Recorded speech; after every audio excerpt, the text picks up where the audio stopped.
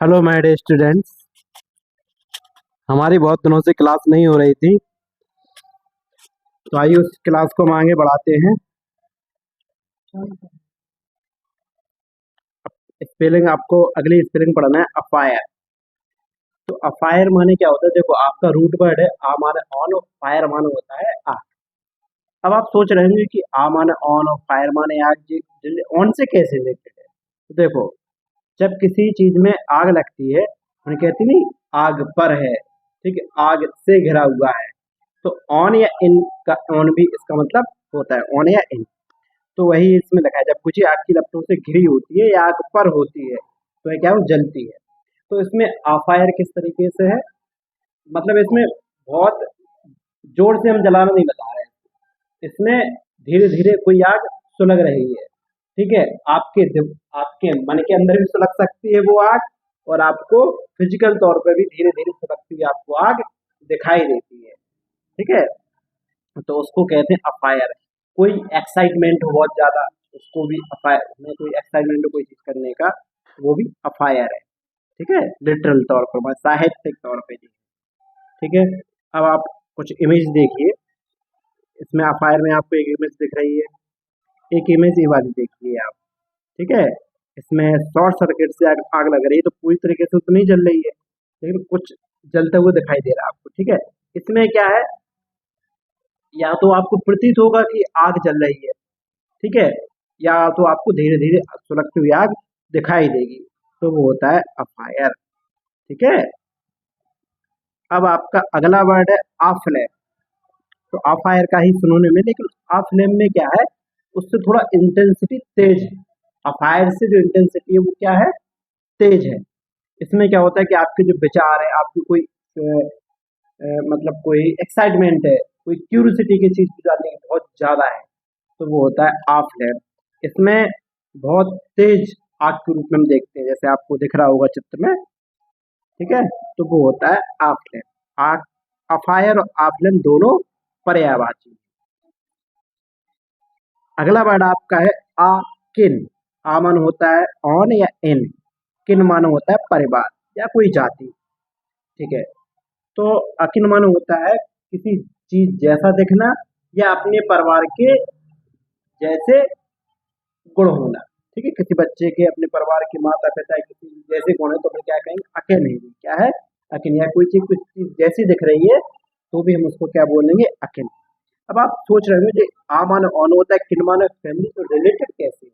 तो देखिए, आप आम बोलचाल की भाषा में सुनते हैं इस वर्ड को, जैसे कोई बच्चे की शक्ल देख के बता देते हैं, अपनी मम्मी पे गया या पापा पे गया, इसलिए कहते पापा पर गया। ठीक है, मम्मी पर गया, चाचा पर गया। ठीक है, मतलब किसी न किसी पर वो जाता है, किसी न किसी के जैसे गुण होता है, उसकी शक्ल होती है, तो अपने नहीं कहते हैं पर गया। तो उस वजह से आकर मतलब ऑन रूट पर रिलेट हुआ है। ठीक है, वैसे ऑन का एग्जिट बिना आप प्रीपोजिशन में पढ़ते हैं, जब ऑन का प्रयोग कब होता है, जब कोई चीज किस चीज के ऊपर हो और उसको टच कर रही है, तब ऑन का प्रयोग होता है। लेकिन ये अलग सेंस में, इसमें ऑन क्या है, एक संकेत के तौर पर देख रहे हैं अपन। ठीक है, जैसे संकेत के लिए ऐड लगता है पोजीशन में, लेकिन अपन को यहाँ पर क्या समझ, आग पर गई है, तो उसके एग्जैक्ट मीनिंग ऑन माने पर होता है ना, उस हिसाब से रूट वर्ड को डिलीट कर दिया गया। ठीक है, आकिन का मतलब क्या होता है, अपने परिवार या जाति जैसा होना। जब कोई गुण आपके अपने परिवार या पर होता है तो उसे एक जैसा कहा जाता है। ठीक है, अकिन माने क्या होता है, किसी के जैसा दिखना या किसी के जैसा होना या अपने परिवार या अपनी जाति में समान गुण होना अकिन कहलाता है। अब अगला वर्ड है आपका अलूफ। क्या है आपका, अलूफ। आ मान होता है ऑन और लफ मान होता है विंडवर्ड डायरेक्शन। ठीक है, तो देखिए अलूफ का मतलब होता है आप किसी से मेल जोल रखना नहीं चाहते हो, आप दूर दूर रहना चाहते हो, एकांत रहना चाहते हो, तो वो होता है अलूफ। ठीक है, मैंने डिस्टेंस, किसी से दूरी रखना चाहते हो आप, तो यही मतलब लिखा है ना, at a distance specially feeling. ठीक है, आपकी कोई फीलिंग, कोई इंटरेस्ट है, आप किसी से दूर रहना चाहते हो आप।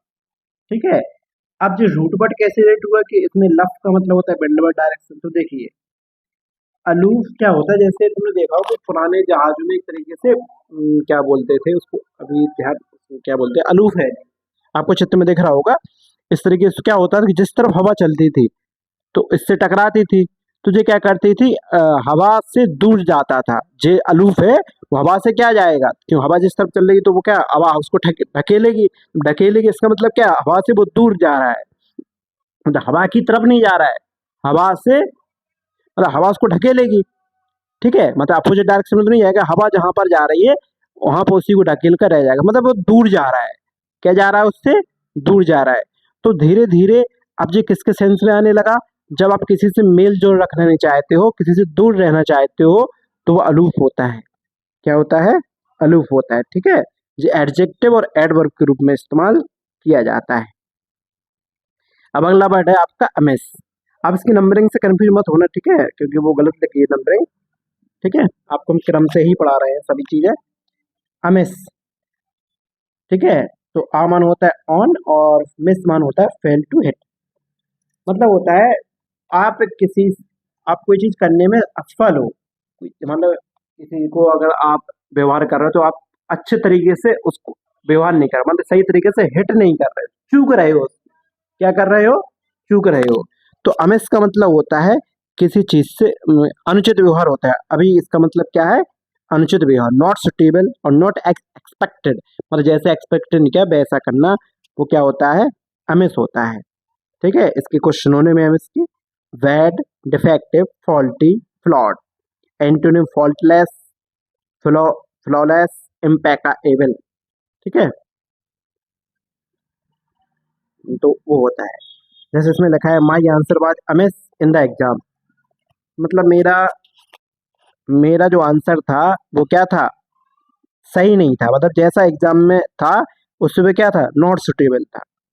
ठीक है, her choice bar her choice of dress, उसकी जो ड्रेस की जो चॉइस है वो कैसी है, अनुचित है। ठीक है, मतलब उसकी जैसा पहनना चाहिए उस तरीके से नहीं है, तो वो है।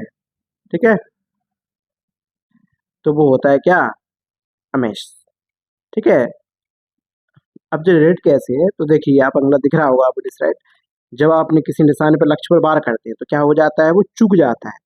तो उस स्थिति के अनुसार आपकी जो योजना है वो क्या है, सही नहीं है ना, क्या नहीं है, सही नहीं है। तो इसी इसी को धीरे धीरे से क्या किसके लिए प्रयोग किया जाने लगा, जो चीज सही नहीं है, जो दोषपूर्ण है, ठीक है, वो रास्ते से भटक गई है, ठीक है, वो क्या है, अमिस है। तो अमिस का मतलब होता है कोई चीज का अनुचित व्यवहार, तो वो क्या होता है, अमिस। क्या होता है, अमिस। ठीक है, अब इसके जो सुनोने में कुछ उनके अंतर को समझते हैं, जैसे बैड है, डिफेक्टिव है और फ्लॉड है। तो बैड का इस्तेमाल कब किया जाता है, जब कोई अच्छा ना हो, ठीक है, कोई चीज काम की ना हो, तो वो क्या होती है, बैड होती है। ठीक है, मेन कारण कोई किसके लिए किया जाता है, जब किसी की गुणवत्ता खराब हो या कोई चीज पुरानी हो गई हो, ठीक है, तो बैड होता है। डिफेक्टिव क्या होता है, जब किसी चीज में तकनीकी रूप से या अंदरूनी खराबी आ जाए, जैसे कोई मोबाइल है, ठीक है, अगर वो चल नहीं रहा है, मतलब कुछ अंदरूनी तकनीकी प्रॉब्लम है ना उसमें, तो वो क्या है, डिफेक्टिव है। कभी कभी आप ऑनलाइन कोई सामान मंगाते हो, उसमें कुछ ना कुछ प्रॉब्लम होती है, तो वो क्या है, डिफेक्टिव है। कुछ अंदरूनी खराबी है, कुछ तकनीकी खराबी, तो वो क्या है, डिफेक्टिव है। फ्लॉट क्या होता है, जब कोई चीज की मूल डिजाइन पहले से ही गलती हो, तो वो क्या होता है, फ्लॉड होता है। अब आपको कुछ एग्जाम्पल दिख रहे होंगे, do not eat that bread, it has a bad smell. यह ब्रेड मत खाओ, इसमें बुरी गंध है। ठीक है, मतलब कोई चीज खराब है इसमें। ठीक है, बाइटिंग और nail is a bad habit, नाखून का नाखून चबाना एक बुरी आदत है। ठीक है, the weather was so bad that we could not go to in the park. ठीक है, इसमें डिफेक्टिव तो लगा नहीं सकते, वेदर थोड़ी डिफेक्टिव होगा ना, फ्लॉड होगा। ठीक है, आप कुछ स्लाइड देख रही हूँ, आप उनको पढ़कर अंदाज लगा सकते हैं। Be what a new toy car, what is the defective. हमने एक टॉय कार खरीदी, अब मान लो उसमें वो चल नहीं रही है, तो उसमें पहली से तकनीकी खराबी है ना, कुछ ना कुछ चल नहीं रहा है उसमें, तो इसलिए वो डिफेक्टिव है। ठीक है, the shopkeeper replace the defective clock with the working one. इसमें वन का मतलब क्या है, क्लॉक है। ठीक है, मतलब कोई क्लॉक है, शॉपकीपर ने दूसरी क्लॉक से बदल दी, क्योंकि उसमें कुछ तकनीकी खराबी थी, इसकी वजह से वो चल नहीं रही थी, तो उसने दूसरी जो काम कर रही है घड़ी वो दे दी, तो वो है। इस तरीके से हम डिफेक्टिव का इस्तेमाल करते हैं। अब अगली जो स्पेलिंग थी फ्लॉड, उसके कुछ एग्जाम्पल लिखे गए हैं। योर ड्राइंग इज ब्यूटीफुल, तुम्हारी जो ड्राइंग है वो सुंदर है, बट द हाउस शेप, लेकिन उसमें जो हाउस की जो शेप है वो क्या है, थोड़ी फ्लॉड है। मतलब क्या है, उसमें पहले से ही खराबी है ना, जब कोई चीज़ पहले से ही खराब होती है तो उसमें फ्लॉड का प्रयोग किया जाता है। ठीक है। अब अगला वर्ड है आपका एम्यूज। एम्यूज का मतलब होता है किसी का मनोरंजन करना। क्या करना? मनोरंजन करना। जैसे कोई जोकर है, जोकर कोई कर्तव्य दिखाता है जिससे बच्चों को क्या होता है, मनोरंजन होता है, तो एम्यूज होता है। तो देखिए रूट वर्ड कैसे रिलेटेड है, आमन होता है और म्यूज मन होता है गहरे विचारों में इस तरीके से खो जाना कि आसपास क्या हो रहा है आपको कोई मतलब नहीं, आप उसमें खोई हुए हो। तो जब मनोरंजन आपका कोई करता है तो आप इसी तरीके से खोए रहते हो ना। तो शुरुआत में इसका प्रयोग किसके लिए किया जाता है, जब किसी को अपने विचारों में उलझा कर रखना था। बाद में इस समय अब क्या किस लिए प्रयोग होने लगा, हल्के फुल्के, मतलब आप मनोरंजन कर रहे हो किसी का, तो वो एम्यूज होता है। ठीक है। अब एम्यूज के कुछ पर्यायवाची लिखे गए, इंटरटेन, चीयर, डिलाइट, ग्रेटिफाई। ठीक है। तो इंटरटेन का प्रयोग कब किया जाता है, जब किसी का ध्यान आकर्षित करते हो। ठीक है। चीयर कब करते हो, जब किसी की तुम उदासी को दूर करते हो, तो चीयर कब, हौसला बढ़ाते हो। ठीक है। जैसे क्रिकेट में देखा होगा या पहलवानी जो करता है उसमें देखा होगा आपने। डिलाइट माने आप बहुत ज्यादा प्रसन्नचित होते हो। जैसे आप म्यूजिक सुनकर, कोई अच्छा गाना बज रहा है, आप उसको सुनकर क्या होते हो, आनंदित होते हो। ग्रेटिफाई मन होता है इच्छा या मेहनत को संतुष्ट करना। ठीक है। आप कोई काम करके संतुष्ट हो रहे हो तो वो क्या है, ग्रेटिफाई है। ठीक है। चीयर माने क्या होता है, हौसला बढ़ाना। तो आपको एक एग्जाम्पल दिख रहे होंगे। ठीक है। आप समझ सकते हो, जैसे राहुल को रोता हुआ परेशान देखकर उसके दोस्त रोहित ने कहा, उस कंधे पर हाथ रखकर रोहित ने चुटकुले सुनाए, पुरानी यादों को ताजा किया और सब ठीक हो जाएगा। तो उससे हमने क्या किया, उनका उदासी को दूर किया है।